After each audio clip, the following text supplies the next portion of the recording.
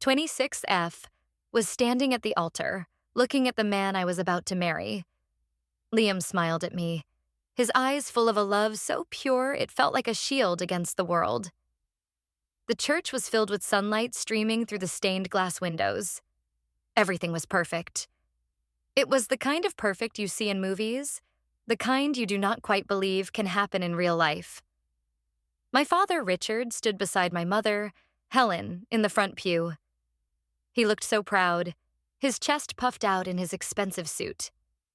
He had paid for everything, of course. He always made sure everyone knew it. He wanted the world to see our perfect family, his perfect daughter, having a perfect wedding. Father Michael, a kind, elderly priest who had known our family for years, was leading the ceremony. His voice was warm and steady as he spoke of love and commitment. We reached the vows. Liam went first, his voice thick with emotion as he promised to love and cherish me. I felt tears welling up in my own eyes. It was my turn. I took a deep breath, ready to make my own promises to him. Chloe, I began, my voice trembling just a little. Father Michael smiled encouragingly. He opened his mouth to prompt me with the next line, but no words came out. His face went pale, a ghostly white that stood out against the dark wood of the altar. His eyes widened, not with joy, but with a look of sheer, unadulterated terror. He clutched his chest, his breath coming in short, ragged gasps. For a moment, everyone was frozen. A collective gasp rippled through the pews. Then, with a soft thud, Father Michael collapsed onto the floor behind the altar. Chaos erupted. My mother screamed. Guests started shouting. Liam grabbed my hand, his face a mask of shock. My dad was the first to move. He vaulted over the communion rail with a surprising agility for a man his age and knelt beside the priest. "Someone call an ambulance," he yelled, his voice a commanding roar that cut through the panic. People fumbled for their phones. I stood there, frozen, my own vows stuck in my throat. The perfect day had shattered into a million tiny pieces. It felt like a nightmare. Paramedics arrived within minutes, their movements efficient and professional. They worked on Father Michael, checking his vitals, asking questions my dad answered with a sharp, controlled tone. They said he was stable, that he had likely just fainted from dehydration or heat, but they were taking him to the hospital as a precaution. As they lifted him onto a stretcher, Father Michael's eyes fluttered open. He seemed dazed, confused. His gaze swept across the concerned faces looking down at him. Then his eyes landed on my father. A flicker of recognition, then something else. Something dark. Fear. His whole body tensed. He tried to sit up, but a paramedic gently pushed him back down. "Easy there, Father," the paramedic said softly. "Just relax." But Father Michael was not listening. His eyes were locked on my dad. He lifted a trembling hand and pointed. His voice was a hoarse whisper, but in the sudden, dead silence of the church, it carried like a thunderclap. "I know your secret," he rasped. Every head in the church turned to my father. My dad's face, which had been a picture of concerned authority, went completely rigid. The color drained from his cheeks. He looked like he had been struck by lightning. He stared at Father Michael, his mouth opening and closing silently, like a fish out of water. The air crackled with a tension so thick I could barely breathe. What secret? What was he talking about? My mother rushed to my father's side, grabbing his arm. "Richard, what is he saying?" she whispered, her voice frantic. "He is just delirious." My dad seemed to snap out of his trance. He straightened his suit jacket, his face becoming an emotionless mask. "He is confused," he announced to the silent church, his voice booming with false confidence. "The man fainted. He does not know what he is saying." The paramedics, looking deeply uncomfortable, quickly wheeled the stretcher out of the church. The doors swung shut behind them, leaving us in a stunned, echoing silence. The wedding was over. The perfect day was ruined, but a new, terrible question hung in the air. A question that had been aimed like an arrow straight at the heart of my perfect family. What was my father's secret? The ride home was the quietest I had ever experienced. My mother sat in the front seat next to my dad, twisting a handkerchief in her hands. She kept stealing nervous glances at him, but he just stared straight ahead, his knuckles white on the steering wheel. I sat in the back with Liam, still in my wedding dress. The beautiful white lace felt like a costume from another life. Liam held my hand, squeezing it gently, but I could not bring myself to look at him. I was too busy watching my father in the rearview mirror. His jaw was clenched so tightly I was afraid his teeth might crack. When we got back to my parents' house, the place was a tomb. The caterers had already set up for the reception in the backyard. A massive white tent stood on the lawn, tables decorated with flowers and fine china. A three-tiered wedding cake sat on a pedestal, a monument to a celebration that would never happen. The sight of it made me feel sick. "I will handle this," my dad said, his voice flat and devoid of emotion. He pulled out his phone and started making calls, canceling the caterers, the band, the photographer. He moved with a cold efficiency, dismantling my wedding piece by piece. My mother started to cry, soft, hiccuping sobs. "Our daughter's wedding," she whispered to no one in particular. "Completely ruined." "Stop it, Helen." My dad snapped without looking at her. "Crying does not fix anything." I could not stand it anymore. "Dad," I said, my voice small. "What did he mean? What secret?" My father ended his call and turned to look at me. His eyes were cold, like chips of ice. "Do not be ridiculous, Chloe," he said. The priest was disoriented. He was hallucinating. "There is no secret." "He looked right at you," I insisted. "He pointed at you. It felt real." "It was not real," he said, his voice rising. "It was the babbling of a sick old man. And I will not have you or anyone else entertaining these foolish fantasies. This is my house, and in my house we will not speak of this again. Is that understood?" His tone was sharp, menacing. It was the tone he used when one of his business deals was going south. Not the one he used with his daughter. Especially not on her wedding day. I felt a chill run down my spine. This was not just a denial. This was a threat. Liam stepped forward, putting a protective arm around me. "Mr. Miller," he said, his voice firm but respectful. "With all due respect, this has been a huge shock for Chloe. For all of us. I think we deserve a better explanation than that." My dad's icy gaze shifted to Liam. "You're not family yet, son," he said, his voice dripping with condescension. "And you would do well to remember that. This is a private family matter." The words stung. Liam's face tightened, but he held his ground. "I love your daughter," he said. "What affects her affects me. This is our matter." A tense silence filled the room. My mother looked back and forth between them, her eyes wide with fear. Finally, my dad scoffed and turned away. "The discussion is over," he declared.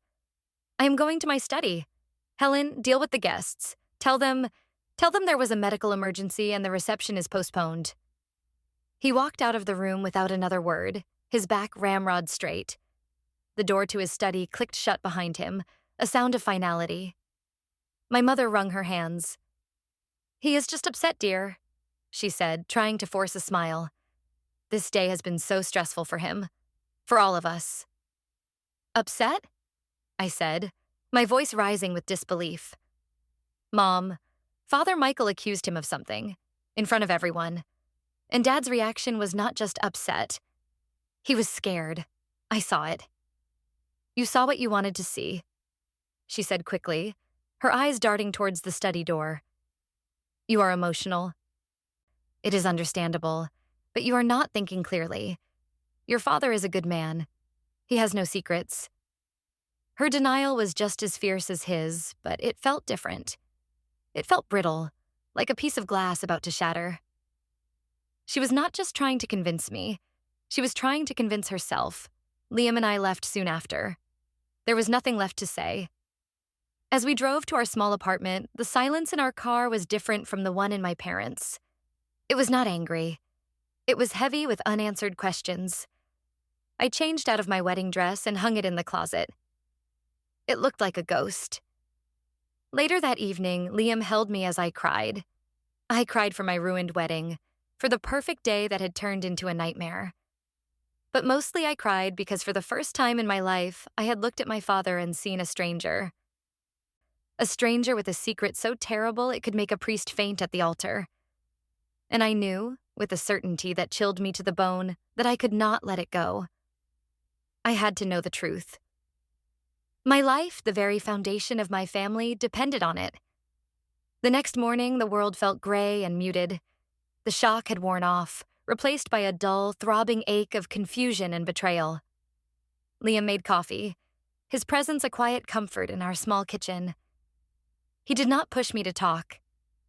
He just sat with me, his hand resting on my back, a silent promise of support. "I need to talk to him," I said finally, staring into my mug. "To Father Michael." Liam nodded slowly. "That makes sense," he said. "He is the only one who can clear this up." "If Dad has not gotten to him first," I said, a bitter taste in my mouth. "What do you mean?" he asked. "My dad is a powerful man, Liam," I explained. "He controls things. He controls people. He will see Father Michael as a loose end, a threat to his perfect world. He will do whatever it takes to silence him." The thought made me feel cold. I had to get to the priest before my father did. I found the number for the hospital and called. After being transferred 3 times, a brisk-sounding nurse finally answered my questions. "Father Michael was discharged late last night," she said. "Discharged?" I asked, surprised. "Is he okay? Can you tell me where he went?" "I am sorry, I cannot give out that information," she said politely but firmly. "Patient confidentiality." The line went dead. I felt a surge of frustration. It was a dead end. I tried calling the rectory next. A woman with a kind voice answered. "I am trying to reach Father Michael," I said. "Oh, the poor dear," she said, her voice full of sympathy. "He is on a leave of absence. For his health, you know. The doctor recommended complete rest. No visitors, no phone calls. He needs to recover from his ordeal." "Do you know where he is staying?" I asked, trying to keep my voice casual. "The diocese has arranged a quiet place for him to recuperate," she said vaguely. "I am afraid that is all I know." It felt like hitting a brick wall. No visitors, no phone calls. It sounded less like a doctor's recommendation and more like an isolation order. My father's work. I was sure of it. He had moved quickly to cut off any access to the one person who could expose him. My next call was to my mother. She answered on the first ring, her voice sounding strained and overly cheerful. "Chloe, darling, how are you feeling this morning?" she asked. "I am feeling confused, Mom," I said, skipping the pleasantries. "I tried to call Father Michael, but no one will tell me where he is." There was a pause on the other end of the line. "Well, that is for the best, is it not?" she said finally. "The man needs his rest. We should all just forget about his unfortunate episode and focus on rescheduling your beautiful wedding." "Forget about it?" I said, incredulous. "Mom, he accused Dad of having a terrible secret. How can I just forget about that?" "He did not accuse him of anything," she insisted, her voice getting sharper. "He was delirious. Your father spoke to the doctor himself. He said it is common for elderly patients to experience confusion after a fainting spell. It means nothing, Chloe. Absolutely nothing." "So Dad has already been in touch with the hospital?" I asked, my suspicion growing. "He is the one who arranged for Father Michael to be put on leave?" "He is just trying to protect our family," she said defensively. "He is trying to manage a difficult situation and protect Father Michael's dignity. You should be grateful, not suspicious." "Grateful?" I almost laughed. "Grateful for what? For him hiding the truth? For him treating me like a child who cannot handle it? There is no truth to hide, she exclaimed, her voice cracking. Your father is a good man. He has provided for us, given you everything you ever wanted. How can you be so ungrateful and turn on him like this? Her words were like a slap in the face. It was the family mantra. Dad provides, so we do not question. We are grateful, so we stay silent. I had been hearing it my whole life, but for the first time it sounded hollow. It sounded like an excuse. This is not about being ungrateful, I said, my voice low and steady. This is about the truth, and I am going to find it, with or without your help. I hung up before she could reply. My hands were shaking. My own mother was part of it. She was an enabler, a gatekeeper for my father's lies. I felt utterly alone. Liam came over and wrapped his arms around me. We are in this together, he said softly into my hair. Whatever it is, we will figure it out. His words were a lifeline. He was right. I was not alone. I had him. And my resolve hardened. If they were going to build walls to keep me from the truth, I would just have to find a way to tear them down. That afternoon, I drove to my parents' house. I told Liam I needed to pick up a few things I had left there before the wedding. It was a lie, but a necessary one. I had a different plan. My dad was at his office, and I knew my mom was at her weekly charity luncheon. The house would be empty. I let myself in with my old key. The house was eerily silent. The flowers from the wedding that never was were already starting to wilt in their vases. I went straight to my father's study. The door was locked, as always, but I knew where he kept the spare key. In a small, hollowed-out book on the library shelf titled Principles of Integrity. The irony was not lost on me. I unlocked the door and stepped inside. The room smelled of old leather and his expensive cologne. It was meticulously organized. A large mahogany desk stood in the center, its surface clear except for a computer and a neat stack of papers. The walls were lined with bookshelves filled with law books and biographies of successful men. It was the command center of his perfect life. I did not know what I was looking for. A letter? A diary? A photograph? Anything that could connect him to Father Michael and to this mysterious secret. I started with his desk drawers. They were filled with files, all neatly labeled. Bank statements, investment portfolios, business contracts. Nothing personal. Nothing out of the ordinary. I moved to the bookshelves, running my fingers along the spines of the books. I pulled out a few at random, shaking them, hoping something would fall out. Nothing. This was hopeless. What did I even expect to find? Then my eyes landed on a set of old, leather-bound photo albums on a bottom shelf, tucked away behind a row of encyclopedias. I pulled one out. The cover was dusty. I opened it. The first page had a photo of my grandparents on their wedding day. I flipped through the pages, a chronicle of my family's history. My dad as a little boy, my dad graduating high school, my dad and mom on their own wedding day. I kept going, moving through the years. Then I found it. A section labeled College Years. There were pictures of my dad with his friends at parties, at football games, looking young and carefree. I scanned the faces in the photos, my heart starting to beat faster. And then I saw him. In a group photo, standing in the back row was a young man with a familiar, kind smile. It was unmistakably a young Father Michael. He had hair back then, a thick, dark mop of it. He looked different, but his eyes were the same. He was standing next to my dad, his arms slung over my dad's shoulders. They were friends. Close friends, it seemed. I had never known this. Father Michael had always just been the priest at our local parish.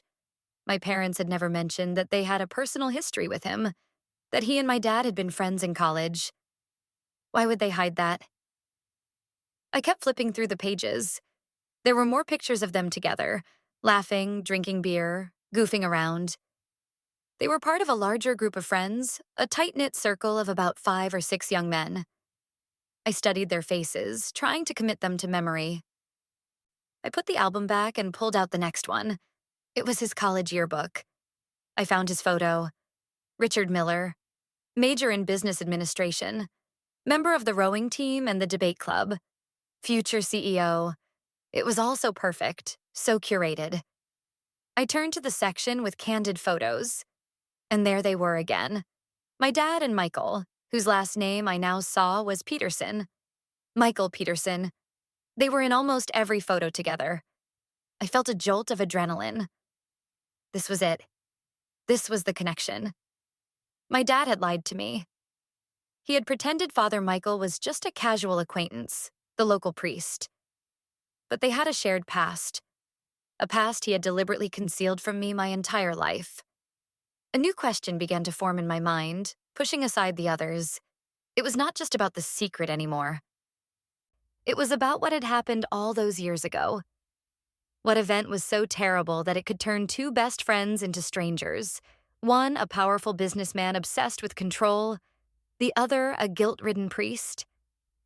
What happened to that group of smiling young men in the photograph? And what, or who, was the secret they both shared? I quickly took photos of the pictures with my phone. I had to get out of there before my mom got home. As I was sliding the yearbook back into its place, a loose piece of paper fell out from between the pages. It was a small, folded newspaper clipping. It was old, the paper yellowed and brittle. I carefully unfolded it. It was a short article from a local newspaper, dated over 30 years ago. The headline read, "Local student dies in tragic car accident." My blood ran cold. I read the article, my hands shaking so badly I could barely hold the paper still. It described a single-car crash on a deserted country road late one night. The driver had lost control of the vehicle.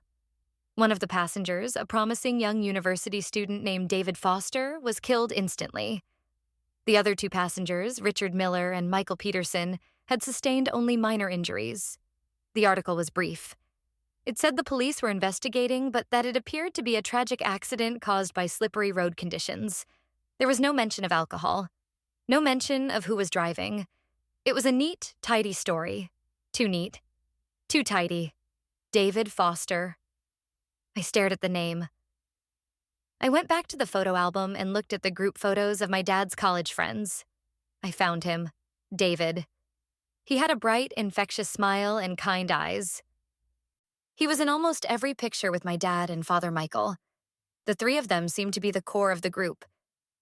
It all clicked into place. The accident. The secret. This was it. This was what Father Michael knew. He had not just fainted at the wedding. He had seen my father standing there so proud and perfect, and the guilt and the memories of that night had come rushing back, overwhelming him. "I know your secret." He was not just talking about a secret. He was talking about David. I felt a wave of nausea. My father. My perfect, respectable father. He was involved in the death of his friend. And he had hidden it for over 30 years. I put the clipping and the yearbook back exactly as I had found them. I locked the study and put the key back in the hollowed-out book. I walked out of the house like a zombie. My mind reeling. The world looked different now. The colors seemed duller, the edges sharper. The foundation of my life, the belief in my father's goodness, had been ripped out from under me. When I got back to my apartment, Liam could tell something was wrong. "Chloe, what is it?" he asked, his face etched with worry. "You look like you have seen a ghost." "I think I have," I whispered. I showed him the pictures on my phone. The smiling young men, the newspaper clipping. I told him everything. He listened patiently, his expression growing more and more grim. When I finished, he was silent for a long time. "So your dad," he said finally, his voice low. "He was in the car that crashed and killed his friend." "Yes," I said. "He and Father Michael. They were the survivors." "And the article does not say who was driving," he mused. "No," I said. "But I have a sick feeling I know who it was. Why else would it be such a terrible secret? Why else would my dad go to such lengths to hide his connection to Father Michael? Why else would he be so terrified? Liam wrapped his arms around me. "We do not know the whole story yet," he said gently. "We need to be careful." "I know," I said, leaning into him. "But I am going to find out. I am going to find out what really happened to David Foster." My next step was clear. I had to find my Aunt Carol. She was my dad's younger sister, but they had been estranged for as long as I could remember. My dad always said she was unstable and dramatic. My mom would just purse her lips and say, "It is complicated." I had not seen her since I was a little girl, but she was there during those years. She would have known David. She might know what happened. Finding her was not easy. She was not on social media. She was not listed in any phone books. It was like she had dropped off the face of the earth. I spent a whole day searching online, trying different combinations of her name, her possible married names, her last known city. Finally, I found a mention of her in an online article about a small art gallery in a town a few hours away. Carol Miller, the owner and featured artist. I felt a surge of hope. I found the gallery's phone number and dialed it, my heart pounding. A woman with a warm, throaty voice answered. "Blue Heron Gallery, this is Carol." "Aunt Carol?" I said, my voice barely a whisper. There was a long silence on the other end of the line. "Who is this?" she asked, her voice suddenly cautious. "It is Chloe," I said. "Your niece." Another silence. I could hear her breathing. "Chloe," she said finally, her voice soft with disbelief. "My goodness, you sound so grown up. How did you find me?" "It took some digging," I said. Can we talk? I need to ask you about something. About Dad." I heard her sigh, a long, weary sound. "I figured this call would come someday," she said.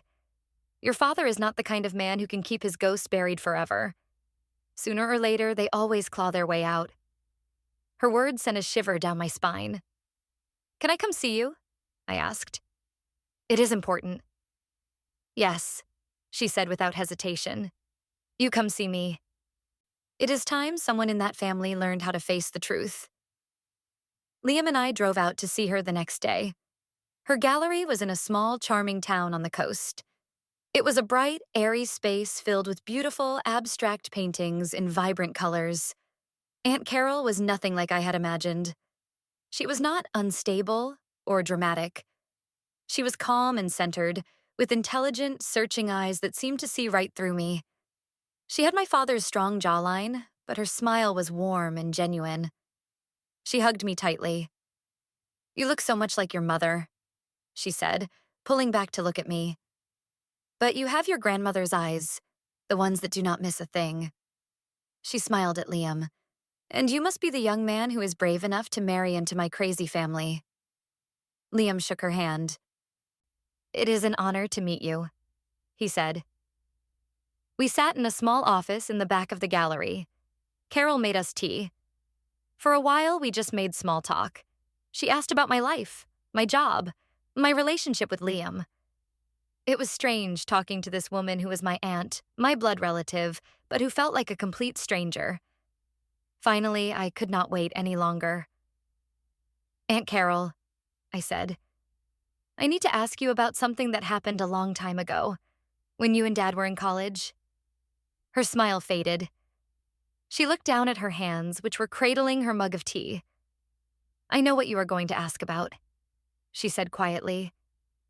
"You are going to ask about David." "Yes," I whispered. "What happened to him?" She took a deep breath. "What did your father tell you?" "Nothing," I said. "He never mentioned David. Ever." I found an old newspaper clipping about a car accident. She nodded slowly, a sad, knowing look on her face. "Of course he never mentioned him," she said bitterly. "Richard is an expert at erasing things he does not like. People, memories, truths." She looked up, her eyes meeting mine. "They were all best friends," she said. "Richard, Michael, and David. They were inseparable. The Three Musketeers, they called themselves. David was the best of them. He was kind, funny, and so full of life. He was the glue that held them all together. She paused, lost in a memory. I had such a crush on him, she said with a small, sad smile. Everyone did. He was just golden. What happened that night? I asked gently. Her face darkened. They went to a party out in the country, she said. There was a lot of drinking. I begged them not to drive, but they would not listen. Richard, especially. He was always so arrogant, so sure that he was invincible. He insisted on driving. He was showing off, going way too fast on those dark, winding roads. My stomach clenched. So it was true. My dad was driving. I was not there, she continued, her voice growing thick with emotion. But Michael told me what happened later. He told me everything. Richard lost control on a sharp curve. The car went off the road and hit a tree. David was in the passenger seat. He was killed instantly. Tears welled up in her eyes, and she wiped them away with the back of her hand. Michael broke his arm. Richard had a few scratches, but David was gone. The newspaper article said it was because of slippery roads, I said. It did not mention drinking or speeding. Carol let out a harsh, bitter laugh. Of course it did not, she said. Our father, your grandfather, made sure of that. He was a very powerful man, just like Richard is now. He had connections everywhere. He pulled strings, he made phone calls, he paid people off. He made the whole thing disappear. The police report was altered. The story was changed. Richard, his golden boy, was protected. No charges were ever filed. I felt sick. It was worse than I had imagined. It was not just a tragic accident. It was a crime. A cover-up. A web of lies that had been spun for over 30 years. What about David's family? I asked. Did they not question it? They tried, she said, her voice filled with a deep sadness. But they were simple, working-class people. They did not have the money or the power to fight my father. They were told it was a tragic accident, and eventually they were forced to accept it. My father even paid them a large sum of money. For their grief, he called it. It was hush money, plain and simple. It broke them. They moved away a year later.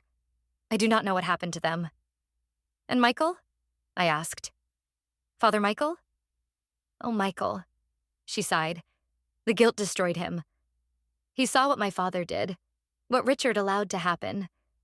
He knew it was wrong. He wanted to tell the truth, but he was just a kid, and he was terrified of my father. My father threatened him, told him if he ever spoke a word about what really happened, he would make sure his life was ruined.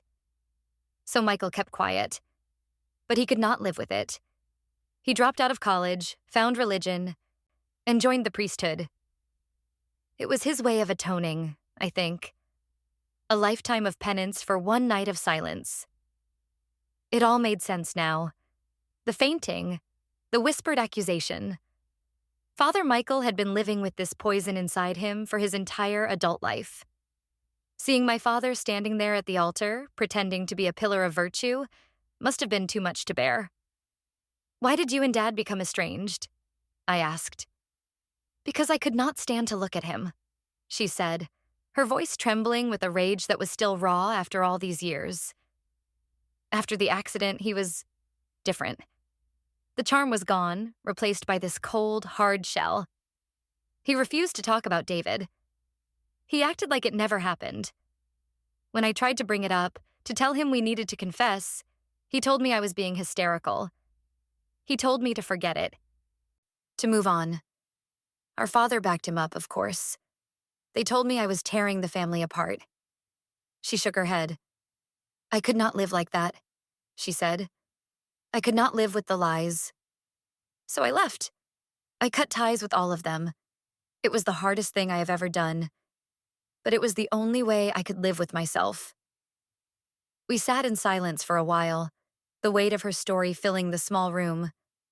She had given me the truth, and it was uglier and more painful than I could have ever imagined. My father was not just a man with a secret. He was a man who had caused his best friend's death, let his father cover it up, and then spent the rest of his life pretending it never happened. He had silenced a victim's family, threatened his other friend into a life of guilt, and emotionally exiled his own sister for daring to speak the truth. "What are you going to do now, Chloe?" Aunt Carol asked, her eyes searching mine. "I do not know," I said honestly. But even as I said the words, I knew it was not true. I knew exactly what I had to do. I could not be like my father. I could not live with the lies. The drive home was a blur. I felt numb, hollowed out by the truth. Liam tried to talk to me, but I could not find the words to respond. The image of my father as a young, arrogant man getting behind the wheel of a car drunk was burned into my mind. The smiling face of David Foster in the photograph haunted me. He never got to have a wedding. He never got to have a family. He never got to grow old. And my father was the reason why. When we got back to our apartment, the anger started to set in. A cold, hard rage that settled deep in my bones. All my life, my father had preached about responsibility, integrity, and honor. He had built his entire identity around being a good, respectable man. And it was all a lie. A carefully constructed facade to hide the scared, guilty boy who had killed his friend and let his daddy clean up the mess. That night, my father called. His voice was smooth, almost cheerful. "Chloe, darling," he said, "I have some wonderful news. I have spoken with the caterers and the venue. We can reschedule the wedding for next month. Everything is back on track." He was trying to pretend it had all gone away. He was trying to paper over the cracks, to rebuild the perfect world that Father Michael had shattered. "No," I said, my voice quiet but firm. "What do you mean, no?" he asked, a hint of irritation in his voice. "I mean, no. We are not rescheduling the wedding," I said. "Not like this." "Do not be difficult, Chloe," he said, his tone shifting. "This is a minor setback. We can move past it." "There is nothing minor about this," I said, my anger rising. "I know, Dad. I know about David Foster." The silence on the other end of the phone was absolute. I could hear his breathing, sharp and ragged. For a moment, I thought he might hang up. But then he spoke, his voice a low, dangerous growl. "Who have you been talking to?" he demanded. "It does not matter who I have been talking to," I said. "All that matters is the truth. You were driving that car, were you not? You were drunk." "You do not know what you are talking about," he hissed. "You are dredging up ancient history, things that are better left buried." "He was your best friend," I shouted, the tears finally coming. "And you left him to die and then you erased him from our lives like he never even existed."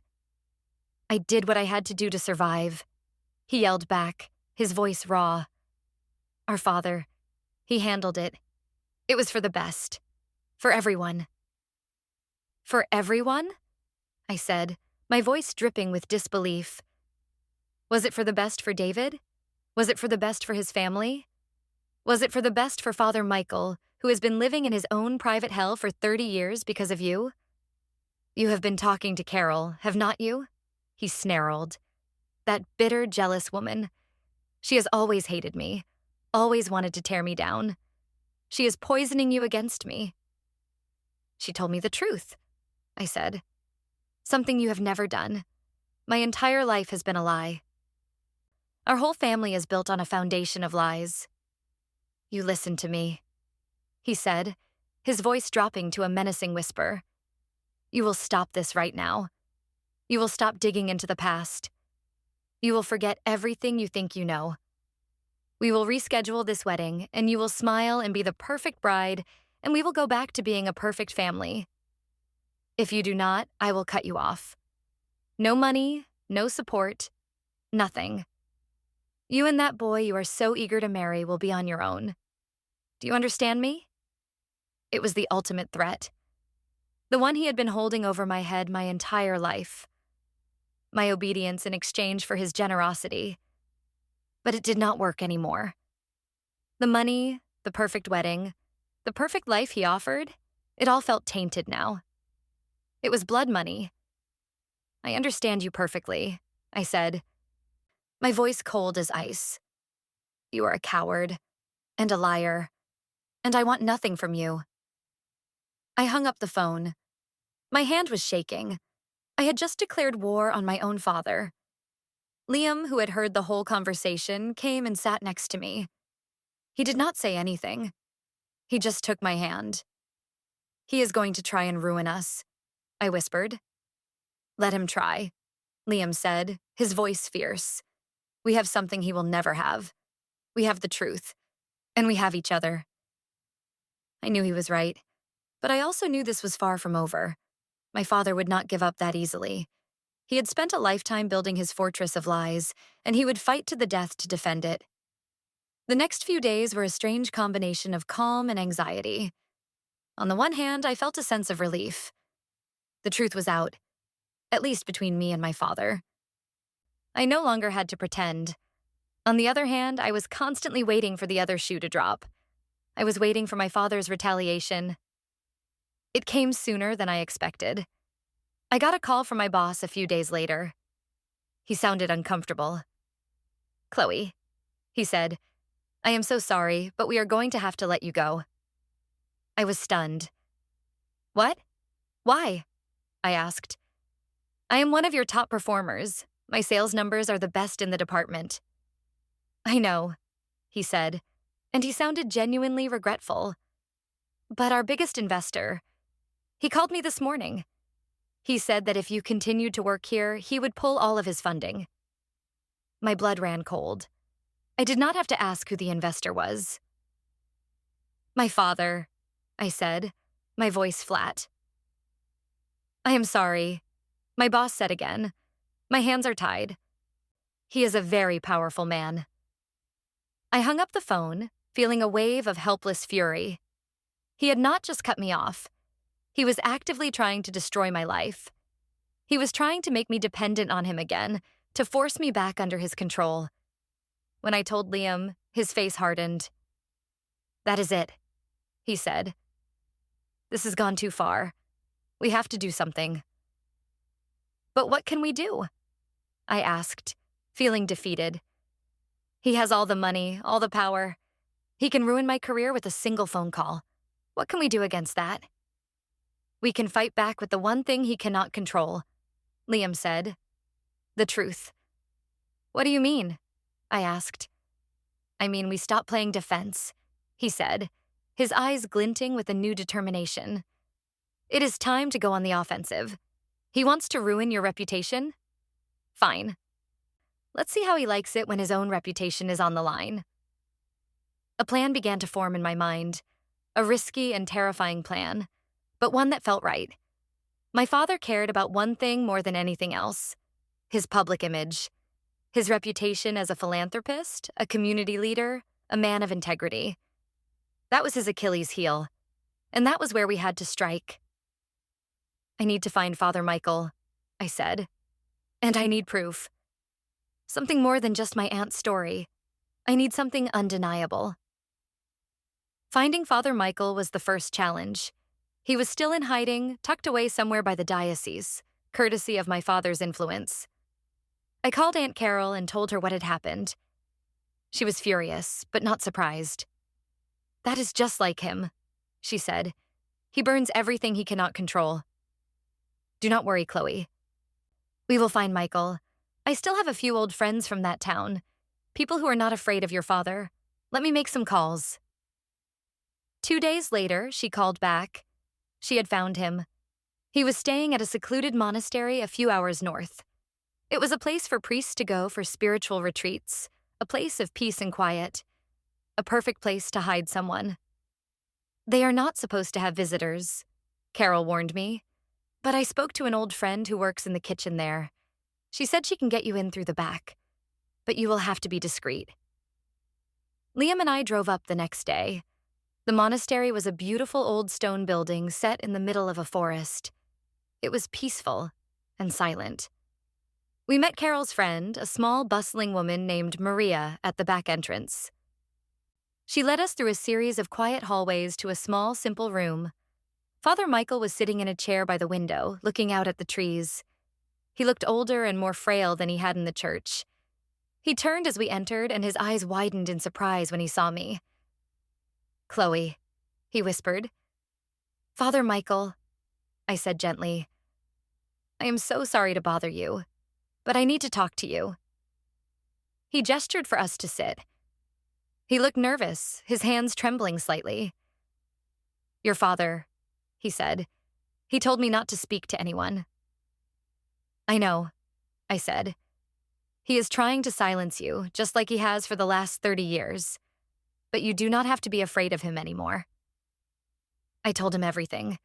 I told him about my conversation with Aunt Carol, about the newspaper clipping, about my father's threats and how he had gotten me fired. As I spoke, I saw a change in him. The fear in his eyes was slowly replaced by a flicker of something else. Resolve. "He has not changed at all," he said quietly when I had finished. "Still the same selfish bully, hiding behind his father's money and power." He looked at me, his eyes full of a deep, ancient guilt.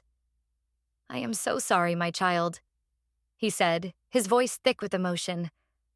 "I should have spoken up all those years ago. I was a coward. I let him get away with it. And my silence has allowed him to build a life on a foundation of lies, a life that has clearly caused so much pain." "It is not your fault," I said. "You were just a kid. He was the one who was driving. He is the one who is responsible." "We are all responsible for the choices we make," he said, shaking his head. "And I made the wrong one, but perhaps it is not too late to make it right." He stood up and walked over to a small wooden chest in the corner of the room. He knelt down and opened it. He rummaged inside for a moment, then pulled out an old worn leather journal. "This was David's," he said, his voice reverent. "His family gave it to me after the funeral. They did not know what else to do with it. I have kept it all these years." He opened the journal and carefully turned the brittle, yellowed pages. He stopped at a page near the end. "He wrote this the afternoon before the party," he said. "The day he died." He handed the journal to me. I took it, my hands trembling. The handwriting was a youthful, energetic scrawl. The entry was dated October 12, 1988. "I am worried about Richard," it began. "He is drinking too much lately. He gets behind the wheel like he is invincible, like nothing can touch him. I tried to talk to him about it again today, but he just laughed it off. He called me a worrier, but I have a bad feeling. A really bad feeling. It is like he is driving towards a cliff and he does not even see it. I just hope I am not in the car with him when he finally goes over the edge." I finished reading and looked up, my eyes filled with tears. It was a premonition. A voice from the grave. It was the proof I needed. It was David's own words, testifying against my father. "He wants to ruin my life to keep his secret," I said to Father Michael, my voice shaking with a new, cold anger. "He wants to destroy my future to protect his past. But I am not going to let him." Father Michael nodded, a look of grim determination on his face. "What do you need me to do?" he asked. "I need you to be ready to tell the truth," I said. "Publicly, if it comes to that." "I am ready," he said, his voice stronger than I had ever heard it. My silence ends today. I had the proof. I had the witness. Now, all I needed was the stage, and I knew exactly where it was going to be. My father was being honored at a large charity gala in a few weeks. He was receiving the Man of the Year award for his generous contributions to the community. It was the pinnacle of his public life, the crowning achievement of his carefully crafted image. The local news would be there. The city's most important people would be in attendance. It was the perfect place to tear down his fortress of lies, brick by brick. The days leading up to the gala were the most stressful of my life. I quit my new temporary job so I could focus all my energy on the plan. Liam was my rock, keeping me calm, helping me rehearse what I was going to say. Aunt Carol was our strategist, using her knowledge of my father's personality to help us anticipate his moves. Father Michael remained at the monastery, a hidden ace up my sleeve. We put together a packet of information, a copy of the newspaper clipping, a sworn, notarized statement from Aunt Carol detailing what she knew about the accident and the cover-up, and the centerpiece, a high-quality scanned copy of the final entry in David Foster's journal. The plan was simple, but terrifying. I was going to attend the gala. My father would not be expecting me. He thought he had beaten me, that I had crawled away to lick my wounds after he had gotten me fired. During the presentation of his award, when he was on stage, basking in the applause, I was going to walk up to the podium and take the microphone. My mother called me the day before the event. Her voice was pleading. "Chloe, please," she begged. "Do not do this. You are going to destroy this family." "This family was destroyed 30 years ago, Mom," I said, my voice devoid of emotion. "You just helped him bury the body." The night of the gala, I felt a strange sense of calm. The fear was still there, a cold knot in my stomach, but it was overshadowed by a powerful sense of purpose. I was not just doing this for me anymore. I was doing it for David, for his family, for Aunt Carol, for Father Michael. I was doing it for the truth. Liam and I walked into the grand ballroom of the hotel. It was a sea of tuxedos and expensive gowns. I saw my father standing near the stage, surrounded by a crowd of admirers. He was laughing, holding a glass of champagne, looking every bit the man of the year. He had not seen me yet. We found a table near the back. I felt hundreds of eyes on me. People were whispering. They all knew about my ruined wedding. They probably thought I was here to cause a scene. They had no idea. The dinner was endless. Speaker after speaker went up to the podium to praise my father, to talk about his generosity, his integrity, his commitment to the community. With every word, my anger grew colder, harder. It was all a lie. Finally, the moment came. The master of ceremonies, the mayor of the city, went up to the stage. "And now," he boomed, "it is my great honor to present the Man of the Year award to a true pillar of our community, Mr. Richard Miller." The room erupted in applause. My father walked onto the stage, beaming. He shook the mayor's hand and accepted the large crystal award. He walked to the podium, waiting for the applause to die down. He looked out at the crowd, his eyes sweeping the room, and then he saw me. For a split second, his smile faltered. A look of pure shock, followed by a flash of fury, crossed his face. But he recovered quickly, his mask of charm slipping back into place. He thought I was just here to watch, to see what I had lost. This is it. My hands are shaking, but my voice is steady. I stand up and begin to walk towards the stage. A murmur goes through the crowd. Security guards start to move towards me, but I ignore them. I walk with a purpose they cannot stop. My father's eyes are locked on me, his knuckles white as he grips the podium. He knows. I reach the steps to the stage. Liam is right behind me, a silent, solid presence. 2 guards block my path. "Ma'am, you cannot be up here," one of them says. "My name is Chloe Miller," I say, my voice clear and loud enough for the people nearby to hear. "That is my father, and I have something to say." The mayor looks confused. My father whispers something to him, his face a mask of rage.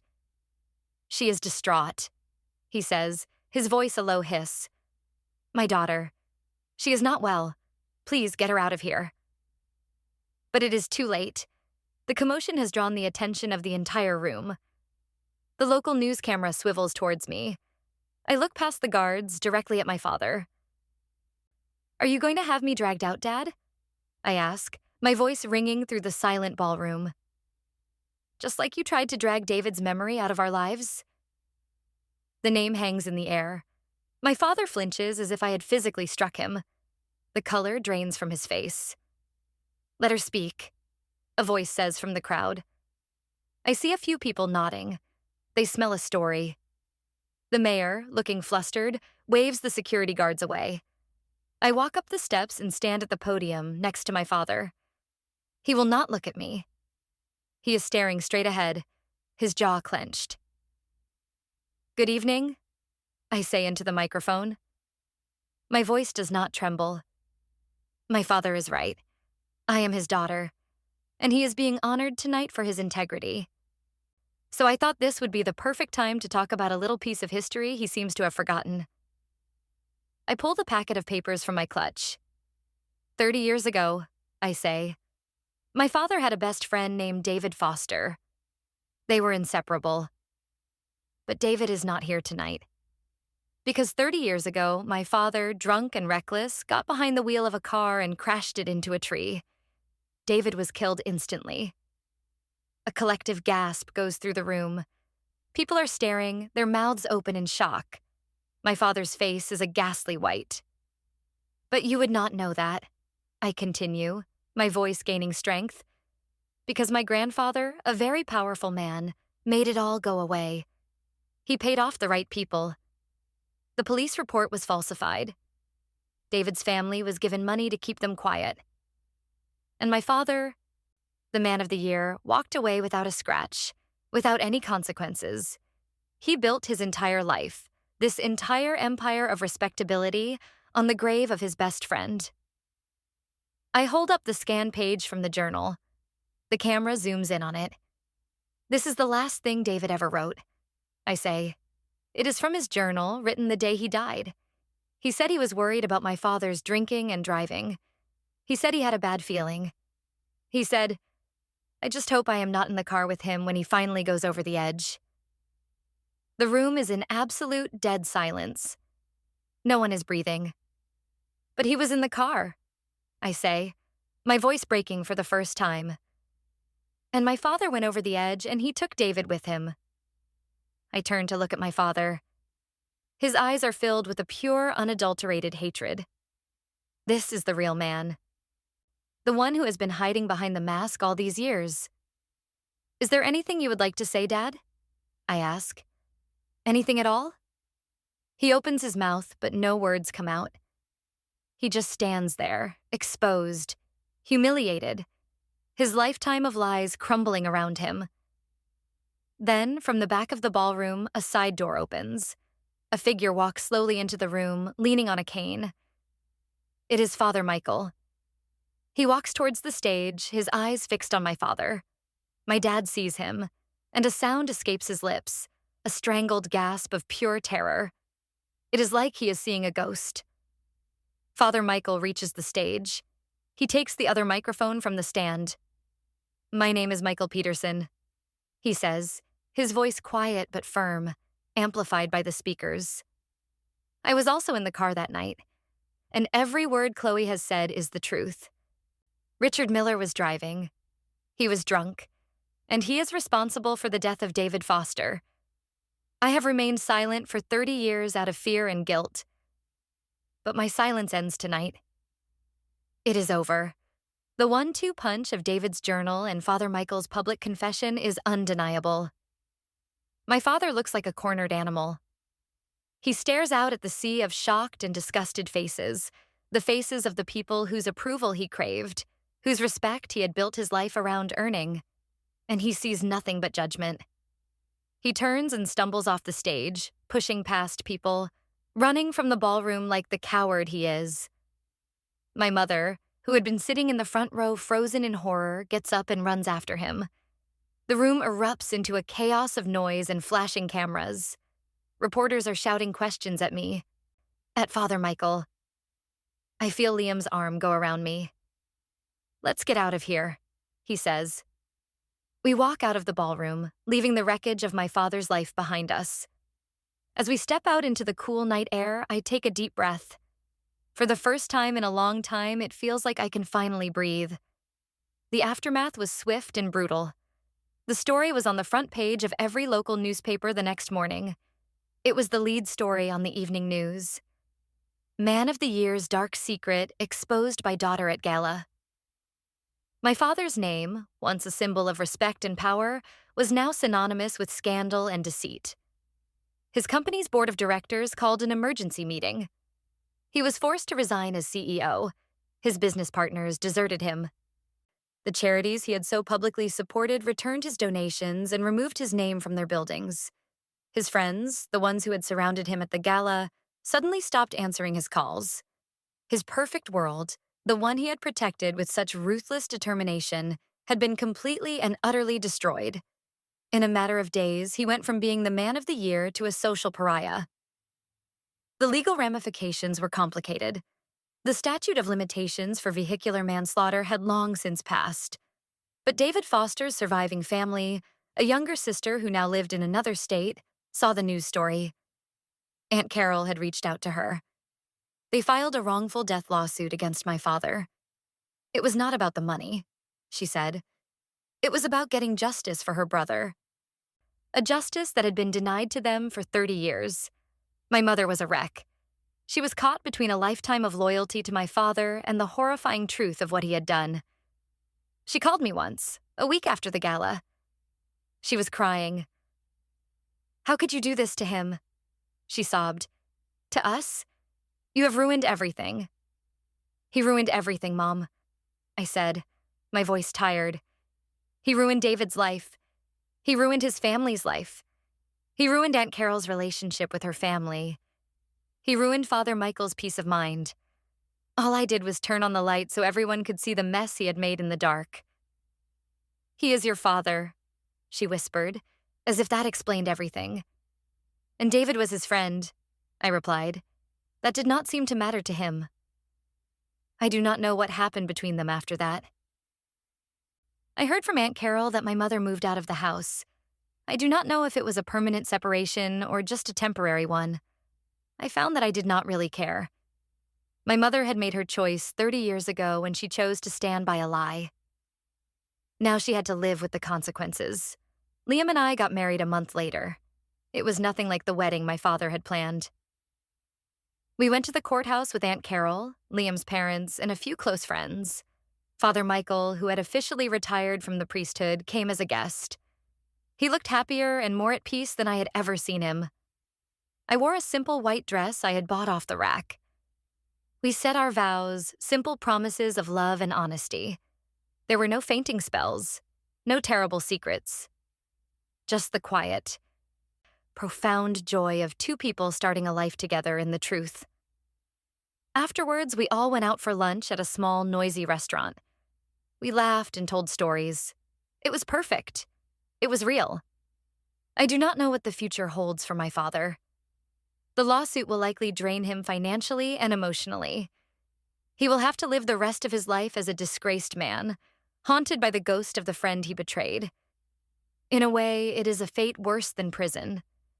He has lost the one thing he ever truly valued, the admiration of others. Sometimes I feel a pang of sadness, not for the man he became, but for the father I thought he was. But then I think of David Foster, the smiling boy in the photograph who never got to live his life. And I know I did the right thing. My father built his life on a secret. He thought it made him strong, but it made him a prisoner. By telling the truth, I set myself free. I broke the cycle of lies that had defined my family for a generation. Our vows were simple this time. No secrets, no lies, just the truth. And it was more than enough.